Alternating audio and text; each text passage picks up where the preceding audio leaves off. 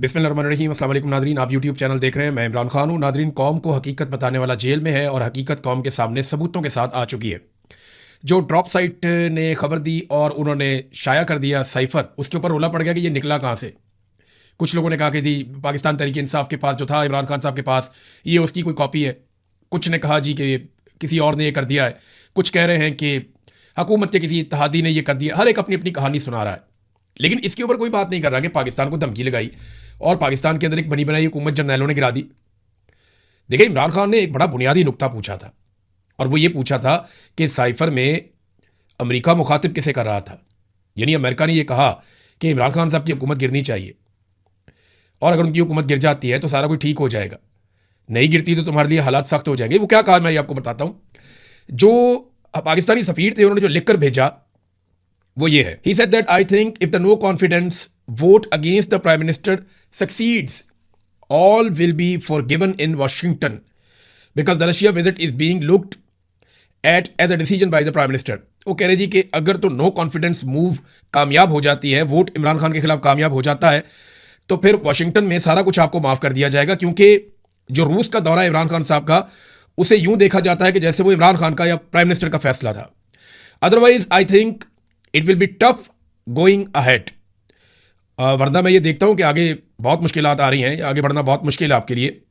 He paused and then said, वो थोड़ी देर रुका और दोबारा उसने कहा कि I can not tell how this will be seen by Europe but I suspect their reaction will be similar. कहते मैं नहीं कह सकता अभी कि यूरोप इसके बारे में क्या कहेगा, लेकिन मुझे लगता है कि उनका रद्दमल भी मुख्तलिफ नहीं होगा, ऐसा ही होगा। He then said that, honestly, I think isolation of the Prime Minister will become very strong from Europe and the United States. और उसने फिर ये कहा बाद में कि मैं ईमानदारी के साथ ये बताऊं कि वजीर आजम बहुत ज़्यादा, यानी उनकी मुखालफत बढ़ जाएगी, उनकी आइसोलेशन, उनका अकेलापन बहुत ज़्यादा बढ़ जाएगा, यूरोप में भी और अमेरिका में भी। फिर उसने बाद में ये भी कहा कि ये वज़ीर आज़म का डिसीजन था और हमें ये लगता है कि चाइना में जब वो उसमें ओलंपिक्स में गए थे तो वहाँ पे रूसी सदर से मिलना चाहते थे, बाद में उन्होंने फैसला किया कि रूस जाके मिल लेते हैं। तो ये कहानी भी, और ये कहानी किसने सुनाई? अमेरिकन को ये कौन बता रहा था कि इमरान खान अपनी मर्जी से रूस जाना चाहता है? हालांकि इमरान खान ने कहा कि जनरल बाजवा से और इनसे मुशावरत की थी। ये वो 2 नंबरी है जो पाकिस्तान के जर्नैलों ने इमरान खान साहब के साथ की। इमरान खान को कहते रहे कि आप आज़ादाना और खुद मुख्तार पॉलिसी के ऊपर चलें, और अमेरिका को कहते रहे देखिए ये बंदा बात ही नहीं सुनता और ये आपके मफादात के खिलाफ है, लिहाजा इसको गिराने के लिए आप हुक्म जारी करें ताकि हम पूरी फौज को साथ लेकर चढ़ जाएं और इमरान खान की हुकूमत गिरा दें। इस साइफर में जो मुखातिब था वो पाकिस्तान की मिलिट्री एस्टेब्लिशमेंट थी, जिनको ये हुक्म दिया गया और बाद में उन्होंने हुकूमत गिरा दी। इसकी गवाही जो है वो आज शाहिद खाकान अब्बासी से आप पूछ लें, फजलुर रहमान से पूछ लें, मोहम्मद जुबैर से पूछ लें, मिफ्ता इस्माइल से पूछ लें। MKM के लोग भी दबे लफ्ज़ों में बताते हैं, PMLN के बहुत सारे लोग बताते हैं कि इमरान खान की हुकूमत जो है वो पाकिस्तान की मिलिट्री एस्टेब्लिशमेंट ने गिराई थी। और इमरान खान ने जो एब्सोल्युटली नॉट का एक बयानिया अपनाया था, उस बयानिए पे PMLN क्या कहती थी, जरा ये भी आप थोड़ा सुने। हमजा शहबाज जो वज़ीर आज़म का बेटा है वो क्या कहता था, ये सुने आप। ये आदमी बदहवासी में अनाप शनाप कहता है, यूरोपियन यूनियन को ललकारता, किसी को एब्सोल्युटली नॉट कहता है, ये अपना ज़हनी तवाज़ुन खो बैठा है। देखें, वो कह रहे हैं जी एब्सोल्युटली नॉट कहना या यूरोपीय यूनियन को ये कहना कि हम कोई गुलाम नहीं है, वो उन्हें बहुत बुरा लग रहा था। ख्वाजा आसिफ ने क्या कहा, जरा ये भी आप सुन लें, जो वज़ीर दिफा बनाए गए बार बार अभी भी हैं, सुने आप। इसमें कोई शक शुबा नहीं है कि इस वक्त तक अमेरिका जो है एक ऐसी वाहिद ताकत है जो हमारे लिए बहुत सी मुआशी मुश्किलात जो है वो जो है क्रिएट कर सकती है।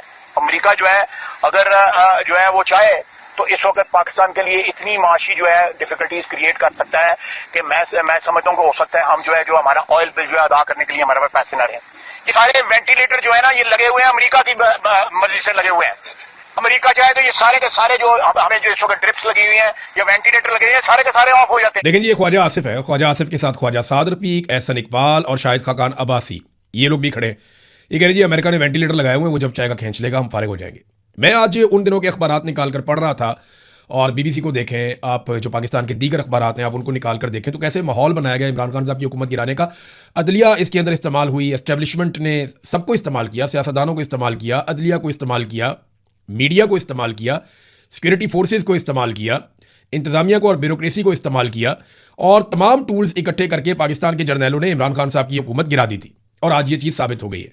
अच्छा, वो जो सोच कर गिरा रहे थे उसमें तो कुछ भी नहीं हुआ। ना जनरल बाजवा को एक्सटेंशन मिली, नदीम अंजुम कहाँ गया, वो भी नौकरी से फारिग हो गया। यानी रिटायरमेंट तो नदीम अंजुम की लेट हुई लेकिन हो गई ना। नदीम अंजुम भी गया, जनरल बाजवा भी गया, जनरल फैज़ जो है वो जेल के अंदर है, तो किसी को कुछ नहीं मिला। इमरान खान साहब जेल में है लेकिन पाकिस्तान के सबसे मकबूल लीडर हैं। आज का दिन बहुत इंपॉर्टेंट है। इससे पहले कि साइफर की कहानी में आगे आपको सुनाऊं जो नई डेवलपमेंट है, लेकिन उससे पहले मैं आपको बताता हूं कि इमरान खान साहब से आज मुलाकात का दिन है, मंगल का।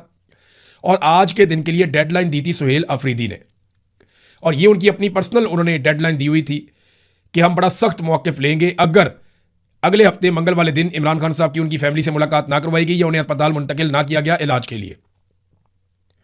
इसी तरह एक डेडलाइन दी थी महमूद खान अचकज़ई ने, और उस डेडलाइन का दिन भी आज मंगल के दिन तक है।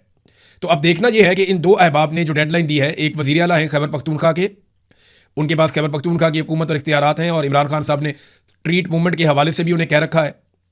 और दूसरा महमूद खान अचकज़ई, जिन्हें इमरान खान साहब ने एक छोटी जमात होने के बावजूद, एक सीट होने के बावजूद अपोजिशन लीडर का ओहदा दिया ताकि वो खुलकर तहरीक चलाएं। तो देखना यह है कि ये दोनों लोग अब क्या करते हैं, क्या मौक़िफ़ अपनाते हैं और किस तरीके से अपना एहतजाज रिकॉर्ड करते हैं। बहरहाल जुमे के लिए उन्होंने अनाउंस किया अपोजिशन ने कि महंगाई के खिलाफ वो एहतजाज करने जा रहे हैं।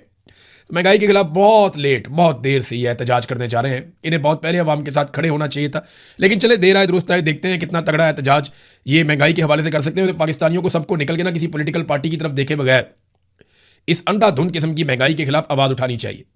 अब दोबारा इस महीने के बिल आना शुरू हो गए हैं, बिजली के बिलों की जो दुर्गत बनी है, और जिस किस्म के इनसेन किस्म के, यानी पागलपन वाली हद के बिल जो आ रहे हैं लोगों को, वो पढ़ के बंदा सर पकड़ के बैठ जाता है कि ये किस नौयत के बिल है।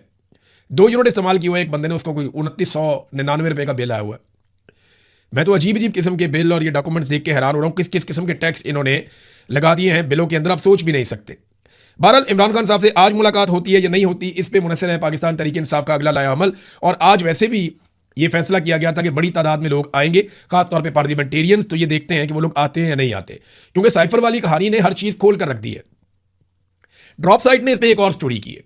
उन्होंने ये दावा किया कि उन्हें ये जो खबर मिली है, ये जो साइफर वाली या जो साइफर का डॉक्यूमेंट उनके हाथ लगा है, ये प्राइम मिनिस्टर ऑफिस से नहीं उनके हाथ लगा।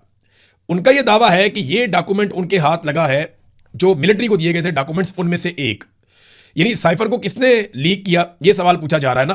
तो फौजियों में से किसी एक फौजी ने लीक किया, ये अब इसके अंदर बताया जा रहा है। मौजूदा रजीम के हामियों की जानिब से इमरान खान पर गद्दारी का मुकदमा करने के मुतालबात के बाद ड्रॉप साइट का एक और बड़ा इंकशाफ सामने आया है। साइफर के आखिर में जो मौसूल कनिंदगान की फहरिस्त के साथ की गई तरमीम इंतहाई अहमियत की हामिल है, और ये कहाँ से लीक हुई इससे आइडिया हो जाता है, और दूसरी ये इसका जरिया कौन था और कौन नहीं था, ये भी इससे पता चलता है। बात क्या सलाहियों के बरक्स ड्रॉप साइट की जानिब से जारी करदा कॉपी वज़ीर आज़म के दफ्तर से हासिल नहीं की गई। ये पाकिस्तानी फौज के अंदर से आई थी, एक ऐसे शख्स की तरफ से जो मुल्क की क़यादत की सिमत से मायूस होकर और बदजन हो चुका है।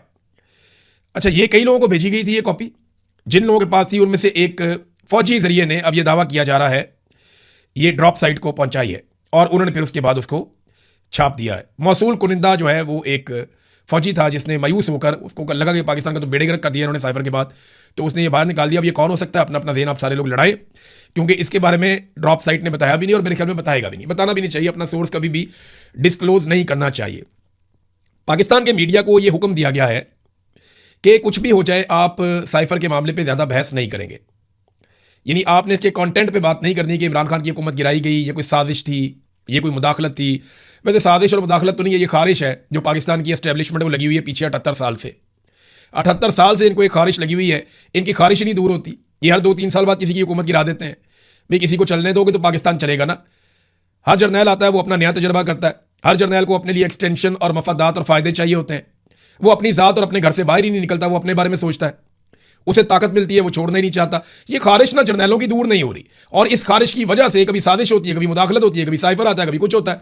कितनी ही हुकूमतें इन्होंने गिरा दी, नवाज शरीफ की हुकूमतें बार बार गिराई, बेनज़ीर की गिराई, यूसुफ रज़ा गिलानी की हुकूमत गिरा दी, इमरान खान की हुकूमत गिरा दी। लेकिन इमरान खान एक ऐसा आदमी है जिसकी हुकूमत इन्होंने गिराई, तो इमरान खान ने कहा कि मेरी हुकूमत आवे या ना आवे, मैं बेनकाब करूंगा, बताऊंगा कि तुम लोगों ने क्या किया इस कौम के साथ। और सारी कौम को इमरान खान का शुक्रिया अदा करना चाहिए। नवाज शरीफ, पीपल्स पार्टी, फजल रहमान की जमात, ANP, MQM, तमाम जमातों को चाहिए कि वो इमरान खान का शुक्रिया अदा करें कि पाकिस्तान की मिलिट्री एस्टेब्लिशमेंट गुज़िश्ता 78 साल से पाकिस्तान में जो घिनौना खेल खेल रही थी, इमरान खान ने उसके आगे बंद बांधने का बंदोबस्त किया। अगर ये जमातें सिर्फ 5% भी मेहनत करें जितनी इमरान खान ने काम कर दिया, तो मिलिट्री एस्टेब्लिशमेंट हमेशा के लिए पिंजरे में बंद हो जाएगी और ये सिर्फ हुक्म बजा लाया करेंगे। इनके कारोबार ठप हो जाएंगे और ये बैरकों में बैठेंगे और ये बिल्कुल वैसे काम करेंगे जैसे इंडिया की फौज, ईरान की फौज, अमेरिका की फौज, बरतानिया की फौज, बाकी तमाम बड़े जमहूरी ममालिक की फौजें जिस तरह काम करती हैं, वैसे पाकिस्तान की मिलिट्री एस्टेब्लिशमेंट भी उसी तरह काम करेगी। आर्मी चीफ का नाम भी कौम को नहीं पता हुआ करेगा और वही पाकिस्तान के आगे बढ़ने वाला दिन होगा।